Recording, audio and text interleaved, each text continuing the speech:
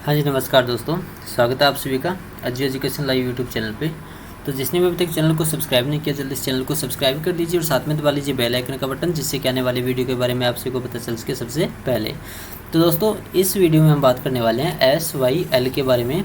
तो SYL क्या चीज़ है, मतलब इसके बारे में पूरी हिस्ट्री की हम बात करेंगे, क्योंकि इसके ऊपर काफ़ी ज़्यादा चर्चा हो रही है इस टाइम। क्योंकि एक पंजाबी फेमस सिंगर जो फ़िलहाल नहीं रहे हैं इस दुनिया में, सिद्धू मूसेवाला, तो उन्होंने इसका सॉन्ग भी निकाला था। तो SYL सतलुज यमुना लिंक, ये इसकी फुल फॉर्म होती है। तो इसके ऊपर काफ़ी सालों से विवाद रहा है हरियाणा पंजाब में। तो चलिए देखते हैं ये पानी कहाँ से लेके कहाँ तक जाना था। बने रहिएगा इस वीडियो में। तो सबसे पहले हम बात करते हैं सतलुज यमुना लिंक के बारे में। मतलब इसका मतलब क्या होता है, क्योंकि भारत में सतलुज और यमुना नदियों को जोड़ने के लिए एक प्रस्तावित, मतलब 214 किलोमीटर यानी 133 मील बोलते हैं जिसको, लंबी नहर परियोजना है। इस प्रस्ताव में क्या था, कई बाधाएं उत्पन्न हो गई। वर्तमान में भारतीय सर्वोच्च न्यायालय में यह परियोजना लंबित है, मतलब बैन है ये। SYL वस्तुत मतलब पंजाब और हरियाणा राज्यों के बीच नदी जल बंटवारे को लेकर संदर्भित की गई है या करता है। यानी 214 किलोमीटर लंबी ये नहर है एक टाइप से, जो सतलुज यमुना लिंक है। चलिए इसके इतिहास के बारे में हम पढ़ लेते हैं। इसका इतिहास क्या कहता है। इस विवाद की जो शुरुआत है वो तब हुई थी 31 अक्टूबर 1966 को। पंजाब राज्य को पुनः गठित किया गया था और हरियाणा राज्य बना था। हरियाणा कब बना था, 1966 में। और विवाद का जो प्रमुख जड़ है वो है नदी का जल बंटवारा। यानी जो ये नदी है, इसके जल के बंटवारे के लिए विवाद बन गया था। तो 1976 में क्या था, तत्कालीन प्रधानमंत्री यानी उस टाइम की प्रधानमंत्री थी इंदिरा गांधी ने इस मामले में हस्तक्षेप किया था और फैसला किया था कि दोनों राज्य अर्थात प्रत्येक 3.5 मिलियन एकड़ फुट प्राप्त करेंगे। मतलब दो हिस्सों में बांट दिया था। तो जनवरी 2002 में सुप्रीम कोर्ट ने परियोजना की खुदाई जारी करने के लिए पंजाब सरकार को निर्देश दिया था। तो पंजाब सरकार ने ये निर्देश को एक बार तो एक्सेप्ट कर लिया था, लेकिन 2003 में पंजाब ने इस दायित्व से मुक्त होने की सोची। उन्होंने सोचा अगर हम इस मतलब नहर को यहाँ से निकालेंगे तो इसमें हमारा लॉस है। तो 2004 में पंजाब राज्य विधान जो मंडल है उसने भूमि को डिनोटिफाई करने के लिए Punjab termination of agreement act 2004 को पारित कर दिया था। समझे आगे होगा आप सभी को। उसके बाद हम देखते हैं आगे की क्या कार्रवाई रही थी इसमें। तो इस संबंध में सुप्रीम कोर्ट में एक प्रेसिडेंशियल रेफरेंस दी गई थी और मार्च 2016 में सुप्रीम कोर्ट ने इस पर सुनवाई आरंभ किया था। और 2016 में पंजाब विधानसभा में पुनः एक विधेयक पास करके किसानों को अधिग्रहित भूमि वापस करने की बात कही थी और सुप्रीम कोर्ट ने विधेयक पर यथास्थिति का आदेश दे दिया था इस मुद्दे के ऊपर। अब देखते हैं आगे परियोजना की स्थिति क्या है। मतलब फ़िलहाल वर्तमान में हम देखें तो, यानी कुछ लोगों को समझ में आ रहा होगा, उन्होंने फ़ोटो भी देखी होगी। यानी इस नहर को बनाया हुआ है, लेकिन उसके अंदर पेड़ पौधे वगैरह खड़े हैं या कचरा खड़ा है, उसके अंदर से कभी भी पानी नहीं क्रॉस किया। और यानी इस नहर का जो कार्य है वो 85% तक पूरा हो गया है। मतलब ये नहर है जो 200 से ऊपर किलोमीटर लंबी बननी थी, इसका 85% हिस्सा कंप्लीट हो चुका है। और हरियाणा सरकार ने नहर के अपने हिस्से के कार्य को लगभग पूरा कर लिया है।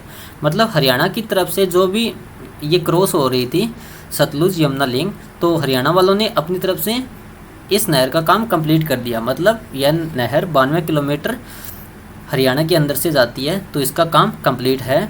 उसके बाद हम देखते हैं आगे और क्या स्थिति रही है इसके बारे में। अब बात आती है चर्चा में क्यों रही है ये।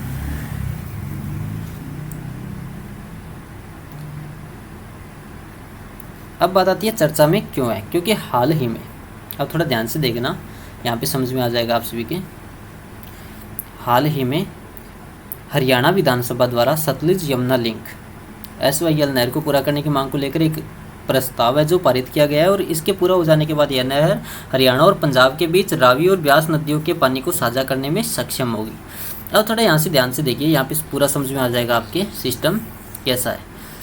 यानी अगर ये नहर का काम पूरा हो जाता है तो उसके बाद में यह नहर हरियाणा और पंजाब दोनों के अंदर जितने भी खाली पड़ी ज़मीनें हैं उनके अंदर पानी की सप्लाई हो सकेगी और रावी और ब्यास नदियों के पानी को एक साथ जोड़ती है। यानी प्रस्तावित जो सतलुज यमुना लिंक नहर है वो 214 किलोमीटर लंबी नहर है जो सतलुज और यमुना नदियों को जोड़ती है। मतलब सतलुज और यमुना नदियाँ उन दोनों को आपस में जोड़ती है, ये लिंक बना हुआ है, इसलिए इसका नाम SYL रखा गया। और जल संसाधन राज्य सूची के अंतर्गत आते हैं, जबकि संसद को संघ सूची के तहत अंतर्राज्यीय नदियों के संबंध में कानून बनाने की शक्ति प्राप्त है।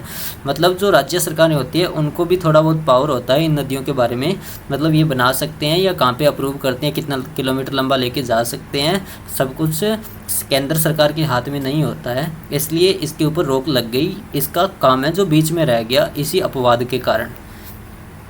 चलिए आगे देखते हैं। इस मैप में हम इस टाइप से थोड़ा ध्यान से देखिएगा। ये देखिए यहाँ पे भाखड़ा डैम आ गया, ये गोविंद सागर आ गया, ये नागल डैम है, ठीक है। ये यमुना सतलुज लिंक हेड है, यानी ये जो डैश डैश लगा हुआ है ये जो SYL मतलब सतलुज यमुना लिंक है। तो यहाँ पे देखिए ये सतलुज नदी है, ये सतलुज नदी है, ऊपर से देखिए पंजाब के अंदर से क्रॉस होती है। अब नीचे देखिए ये कहाँ पे जाना था, यमुना, यमुना के अंदर अटैच होनी थी। अटैच कैसे होनी थी, यानी पंजाब के अंदर से होकर ये सतलुज यमुना लिंक है, कनाल जिसको बोलते हैं, ये जानी थी। और ये देखिए यमुना कनाल, यहाँ से एक हिस्सा दिल्ली की तरफ जाना था और एक यमुना के अंदर। तो इसलिए ये हरियाणा और पंजाब दोनों को लाभान्वित कर रही थी, मतलब दोनों को सहायता मिल रही थी और बेनिफिट मिल रहा था। आगे देखते हैं प्रमुख बिंदु इसके बारे में। तो प्रमुख बिंदु क्या है, अब देखिए इसकी पृष्ठभूमि के बारे में। यानी वर्ष 1960 विवाद की उत्पत्ति भारत और पाकिस्तान के बीच हुई सिंधु जल संधि में देखी जा सकती है, जिसमें रावी, व्यास और सतलुज के पूर्व में मुक्त और अप्रतिबंधित उपयोग मतलब फ्री एंड अनरेस्ट्रिक्टेड यूज की अनुमति दी गई थी। समझें आगे होगा आप सभी को। अब बात आती है वर्ष 1966 में क्या हुआ था, ये थोड़ा देखिए। वर्ष 1966 में पुराने यानी अविभाजित पंजाब से निर्मित हरियाणा को नदी के पानी का हिस्सा देने की समस्या उभरकर सामने आई थी। मतलब इसी नदी का जो काम था वो सबसे पहले बात हो गई थी जब हरियाणा को अलग किया गया था पंजाब से, उस टाइम इसके ऊपर चर्चा हुई थी। तो तभी से लेकर ये अपवाद है, यानी पंजाब इसको देने के लिए स्वीकारित नहीं है, या कोई और सरकार का हिस्सा है।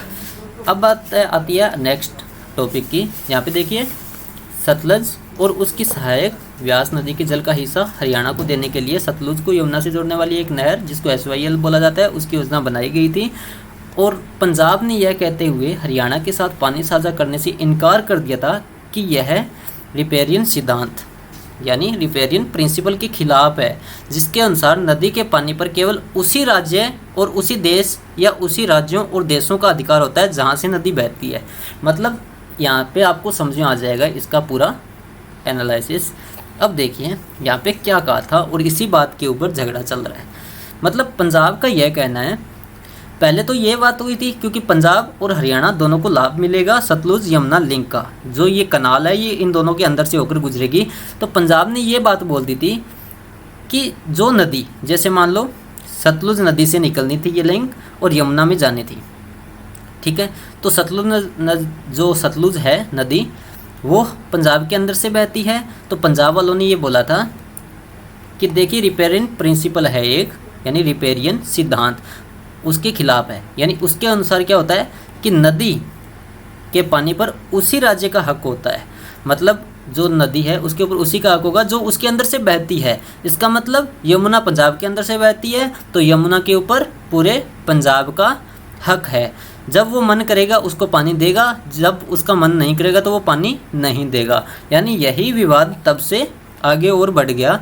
हरियाणा ने यह बोला कि जो भी नदियाँ होती है कंट्री में या देश के अंदर राज्य में, तो उसके ऊपर पूरा जो कंट्री होती है उसका हक होता है। यानी सभी राज्यों को पानी पहुंचाना एक सबसे ज़्यादा पुण्य माना जाता है, क्योंकि सभी को लाभ मिलना चाहिए इस चीज़ का। वो ज़रूरी नहीं है उसी राज्य के अंदर से बड़ी नदी बहती है तो वो जैसा उसका मन करेगा वो वैसा ही करेगा, मतलब सरकार के हिसाब से ना चलें। तो इसमें हरियाणा भी सही है। और पंजाब का कहना ये है अगर हम यहाँ से पानी दे देंगे तो हमारे पास शायद पानी की कमी आ जाए या इस टाइप से हो जाए, यानी वो उनके ख्याल है। अब देखते हैं आगे वर्ष 1981 की। तो 1981 में दोनों राज्य पानी के पुनः आवंटन हेतु परस्पर सहमत हो गए थे, यानी इन्होंने बात को सहमति जता ली थी लेकिन 1982 में क्या हुआ था, पंजाब के कपूरी गांव में 214 किलोमीटर लंबी सतलुज यमुना लिंक है वो उसका निर्माण शुरू हुआ था, यानी कपूरी गांव से, ठीक है। और राज्य में आतंकवाद का माहौल बनाने और राष्ट्रीय सुरक्षा का मुद्दा बनाने के विरोध में आंदोलन, विरोध प्रदर्शन और कुछ हत्याएं हो गई थी। मतलब कुछ जो ठेकेदार थे या जो इनके सीनियर इंजीनियर वगैरह थे उनकी हत्या कर दी थी उस टाइम, ताकि इस नहर का निर्माण ना हो सके। अब वो पता नहीं किसने किया है या किसने नहीं किया है, उसके ऊपर हम कुछ भी नहीं बोल सकते। लेकिन इसमें दोनों राज्य अपनी अपनी जगह पे सही है, हरियाणा भी अपनी जगह पे सही है, पंजाब भी अपनी जगह पे सही है। लेकिन विवाद क्या है, वो गवर्नमेंट इसके ऊपर चर्चा करके, गवर्नमेंट ही जो सेंट्रल गवर्नमेंट है वही कुछ नितार निकाल सकती है इसका, वो कैसे पानी देना चाहेगी और इस कनाल को कैसे मिलाएगी एक दूसरे के साथ, यानी ताकि दोनों राज्यों को लाभ मिल सके। अब बात आती है प्रधानमंत्री राजीव गांधी और तत्कालीन अकाली दल के प्रमुख संत ने पानी का आकलन करने हेतु एक नए न्यायाधिकरण के लिए सहमति व्यक्त की थी और पानी की उपलब्धता और बंटवारे के पुनः मूल्यांकन हेतु सर्वोच्च न्यायालय के न्यायाधीश वी बालकृष्ण एराडी की अध्यक्षता में ट्रिब्यूनल की स्थापना की गई थी। और वर्ष 1987 में ट्रिब्यूनल ने पंजाब और हरियाणा को आवंटित पानी में क्रमशः 5 MAF और 3.83 MAF तक की वृद्धि की सिफारिश की थी, यानी इसके अंदर पानी को भी बढ़ाया जाए। और वर्ष 1996 में क्या हुआ था, हरियाणा ने SYL का काम पूरा करने के लिए पंजाब को निर्देश देने हेतु सर्वोच्च न्यायालय का रुख भी किया था। उसके बाद में हरियाणा में काम भी शुरुआत हो गया था और उसमें 92 किलोमीटर बन भी गई थी। 2002 और 2004 में सर्वोच्च न्यायालय ने पंजाब को अपने क्षेत्र में SYL के काम को पूरा करने का निर्देश भी दे दिया था। अब देखिए यहाँ पे सर्वोच्च न्यायालय ने किसको दिया था, पंजाब को काम करने के लिए आदेश दे दिया था, ताकि आप SYL का निर्माण शुरुआत कीजिए उसकी, या काम स्टार्ट कीजिए। वर्ष 2004 में पंजाब विधानसभा ने पंजाब टर्मिनेशन ऑफ एग्रीमेंट्स अधिनियम पारित किया। इसके माध्यम से जल साझाकरण समझौतों को समाप्त कर दिया गया था और इस तरह पंजाब में SYL का जो निर्माण है वो अधर में रह गया था, मतलब बीच में रह गया था, सिर्फ उनकी सरकार की वजह से। और वर्ष 2016 में सर्वोच्च न्यायालय ने 2004 के अधिनियम की वैधता पर निर्णय लेने के लिए राष्ट्रपति के संदर्भ, मतलब एक अनुच्छेद होता है 143, उसके ऊपर सुनवाई शुरू की थी। और यह माना भी जाता है कि पंजाब नदियों के जल को साझा करने के अपने ही वादे से पीछे हट गया है और इस प्रकार अधिनियम को संवैधानिक रूप से अमान्य घोषित कर दिया गया था। अब बात आती है वर्ष 2020 की, तो सर्वोच्च न्यायालय ने दोनों राज्यों के मुख्यमंत्रियों को SYL नहर के मुद्दे पर उच्चतम राजनीतिक स्तर पर केंद्र सरकार की मध्यस्थता के माध्यम से बातचीत करने और मामले को निपटाने का निर्देश दिया था, ताकि आप इन समझौतों को जो हरियाणा और पंजाब में चल रहा है SYL जो लिंक है उसके ऊपर, तो उनको समझौता कर लीजिए ताकि ये अपवाद ना हो और आराम से निकाल भी लीजिए इसे, ताकि सबको बेनिफिट मिल जाए। और पंजाब ने जल की उपलब्धता के नए समयबद्ध आकलन हेतु एक न्यायाधिकरण की मांग की है। और पंजाब का मानना है कि आज तक राज्य में नदी का जो जल है उसका कोई अधिनिर्णय या वैज्ञानिक मूल्यांकन नहीं हुआ है। अब देखिए इसके ऊपर भी बात अड़ी हुई है इस वक्त, यानी पंजाब का मानना क्या है, आज तक जो राज्य में नदी है उसके जल का कोई भी अधिनिर्णय या वैज्ञानिक मूल्यांकन नहीं हुआ है, इसलिए उसका कहना यही है कि उसके अंदर से जो नदी बहती है उसके ऊपर पंजाब का हक है। रावी व्यास जल की उपलब्धता भी 1981 के अनुमानित 17.17 MF यानी मिलियन एकड़ फुट से घटकर 2013 में 13.13 मिलियन एकड़ फुट हो गई थी और एक न्यायाधिकरण इन सभी की जांच सुनिश्चित करेगा। अब बात आती है इन राज्यों की तर्क क्या है, मतलब कहना क्या है। अब पंजाब का क्या कहना है, वर्ष 2029 के बाद पंजाब के कई क्षेत्रों में जल समाप्त हो सकता है और सिंचाई के लिए राज्य पहले ही अपने भूजल का अत्यधिक दोहन कर चुका है, क्योंकि गेहूं और धान की खेती करके यह केंद्र सरकार को हर साल लगभग 70,000 करोड़ रुपए मूल्य का अन्न भंडार उपलब्ध कराता है। यानी पंजाब के किसान बोलते हैं या पंजाब की सरकार बोलती है कि 2029 तक कुछ हिस्सों के अंदर जल समाप्त हो जाएगा, तो उसके बाद हमें बहुत नुकसान होगा, सरकार को भी इसमें नुकसान है, क्योंकि हमारे जो किसान हैं वो खेती नहीं कर पाएंगे पानी के कारण। तो इसलिए वो इस लिंक को निकालना नहीं चाहते हैं। वो सोचते हैं कल को अगर 2029 में हमारे यहाँ पे पानी की कमी आएगी तो उस वक्त हमारे जो किसान हैं वो इस आंकड़े को सक्षम रखेंगे, मतलब 70,000 करोड़ के प्रॉफिट को इसी प्रकार से राज्य मतलब गवर्नमेंट को देते रहेंगे। इससे सभी देश का फायदा है। और राज्य के लगभग 79% क्षेत्र में पानी का अत्यधिक दोहन है और ऐसे में सरकार का कहना है कि किसी अन्य राज्य के साथ पानी साझा करना असंभव है। मतलब ये बोल रहे हैं कि हमारे खुद के भी राज्य के अंदर बहुत ज़्यादा पानी की खपत है, और हम अगर दूसरे स्टेट को पानी देंगे तो उससे दोनों देशों में दोनों राज्यों में पानी की कमी आएगी। और हरियाणा की बात सुनते हैं अब। हरियाणा का क्या कहना है इसमें? हरियाणा का ये कहना है कि राज्य में सिंचाई के लिए जल उपलब्ध कराना कठिन है। मतलब वैसे भी हरियाणा में बहुत जगह पानी की कमी है, बेचारे वो भी इंसान हैं, उनके भी किसान हैं, उनको भी खेती करनी है, उनको भी सरकार को प्रॉफिट पहुंचाना है। मतलब भला सभी सोच रहे हैं, हरियाणा के किसान भी सोच रहे हैं, पंजाब के भी सोच रहे हैं, लेकिन पंजाब भविष्य की सोच रहा है और ये हरियाणा ये करंट की सोच रहा है, मतलब वर्तमान काल में। और हरियाणा के दक्षिणी हिस्सों में पीने के पानी की समस्या है। ये सही बात है इनकी। भूजल जहाँ पे 1700 फीट तक कम हो गया है, मतलब 1700 फीट गहरा पानी है। अगर बोरिंग करवाएंगे तो भी उसके अंदर आम इंसान मतलब पूर्णतः खर्चे को संभाल नहीं सकता, इतना ज़्यादा खर्चा भी आता है और सक्सेसफुल होने के चांसेस भी बहुत कम होते हैं अगर इतनी गहराई से पानी निकालेंगे तो। हरियाणा केंद्रीय खाद्य पूल, जिसको सेंट्रल फूड पूल बोलते हैं, उसमें अपने योगदान का हवाला देता रहा है और तर्क दे रहा है कि एक न्यायाधिकरण द्वारा दिए गए मूल्यांकन के अनुसार उसे पानी में उसके उचित हिस्से से वंचित किया जा रहा है। समझ में आ गया होगा आप सभी को। मतलब इस टाइप से हरियाणा का भी ये कहना है। अब मैं तो मानता हूँ यहाँ पे हरियाणा एकदम सही है और पंजाब लेकिन भविष्य की सोच रहा है। भविष्य में हो सकता है पंजाब एकदम सही हो, फिलहाल इनको मतलब सहायता प्रदान करनी चाहिए मेरे लिहाज से। अगर आप लोगों का क्या कहना है आप कमेंट बॉक्स में ज़रूर बताना, अगर इसमें आपको कुछ भी गलत लगा हो तो। सतलुज और यमुना लिंक जो नदी है, उन दोनों नदियों की मुख्य विशेषताएं क्या है? सबसे पहले सतलुज की विशेषताओं के बारे में हम पढ़ते हैं। सतलुज नदी का प्राचीन नाम है वो था जराद्रोस, यानी प्राचीन यूनानियों ने इनका नाम रखा था सतुर्दी या सतर्दू। ये जो संस्कृत का शब्द है, यह सिंधु नदी की 5 सहायक नदियों में सबसे लंबी होती है। यानी जो सिंधु नदियां हैं उनकी 5 सहायक नदियों में से सबसे लंबी यही है, जो पंजाब यानी जिसका अर्थ है 5 नदियां को अपना नाम देती है। यानी पंजाब का नाम इसी टाइप से पड़ा था। अब बात आती है झेलम, चिनाब, रावी, व्यास और सतलुज सिंधु की मुख्य सहायक नदियां। मतलब ये नदियां हैं, समझे आगे होगा आप सभी को। इसका उद्गम दक्षिणी पश्चिमी तिब्बत की लंगा झील में हिमालय के उत्तरी ढलान पर होता है और सर्वप्रथम यह हिमाचल प्रदेश में प्रवेश करती है, फिर हिमालय की घाटियों के माध्यम से उत्तर पश्चिम की ओर तथा बाद में पश्चिमी दक्षिणी पश्चिम की ओर बहते हुए यह नंगल के पास पंजाब के मैदान के माध्यम से प्रवाहित होती है। यानी उसके बाद में पंजाब में घुसती है। समझिए आगे होगा आप सभी को।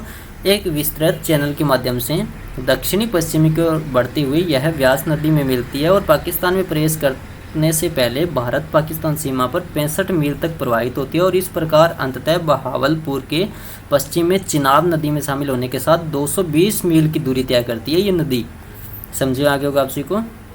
सतलुज नदी की बात हो रही है ये। और सतलुज नदी पाकिस्तान में प्रवेश करने से पहले फिरोजपुर जिले के हरिके में व्यास नदी में मिलती है, जिसको हरिकापत्तन भी बोलते हैं। और संयुक्त नदियां तब पंचनाद बनाती है, जो 5 नदियों और सिंधु के बीच की कड़ी है। अब बात आती है लोहरी चरण फर्स्ट जल विद्युत परियोजना, जो हिमाचल प्रदेश की शिमला और कुल्लू जिलों में सतलुज नदी पर स्थित है। ये देखिए दोस्तों इस टाइप से हैं। ये इंडिया का मैप आ गया, ये अमृतसर आ गया, ये देखिए ये इंडिया आ गया यहाँ पे, और ये व्यास नदी है।